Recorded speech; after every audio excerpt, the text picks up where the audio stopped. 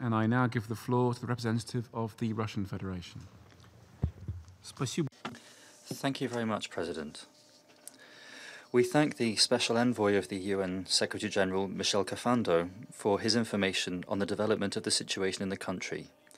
We regret that, unfortunately, today the Council couldn't listen to the Permanent Representative of Switzerland, Jörg Lauger, who's the head of the country configuration of the PBC, which remains one of the main channels for reliable communication with Bujumbura.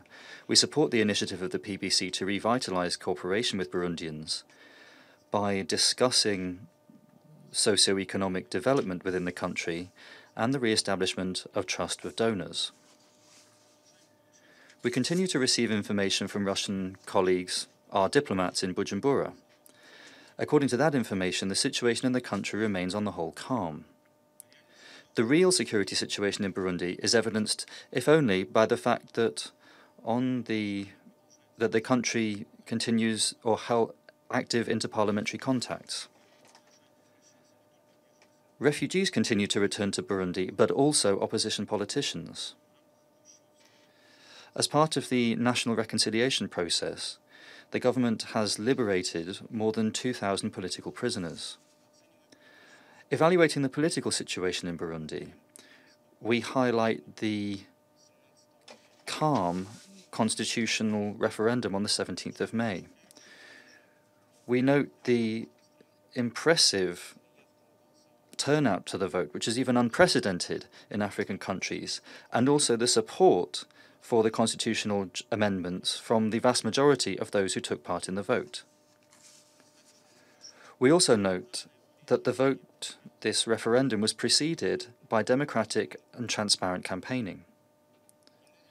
No less important is that in the new constitution adopted on the 7th of June, all of the main elements of the Arusha Accords are maintained, including those on ethnic quotas in the Burundian authorities. We also note that the acting president of Burundi, Pierre Nkurunziza, has stated that he is ready to support his successor when his second presidential mandate comes to an end in 2020. Therefore, we don't fully share the alarmist views shared by a number of colleagues this morning on the domestic situation in Burundi.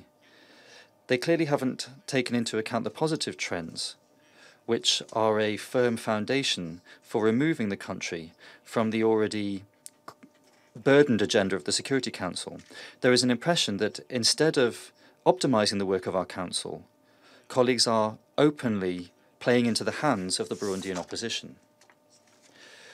We proceed from a view that it is unacceptable to interfere in the domestic processes of Burundi from outside, and we are against any mentoring or the imposition on a sovereign state of any ready-made solutions to complicated socio-economic and political problems. Thank you. I thank the representative of the Russian Federation for his statement.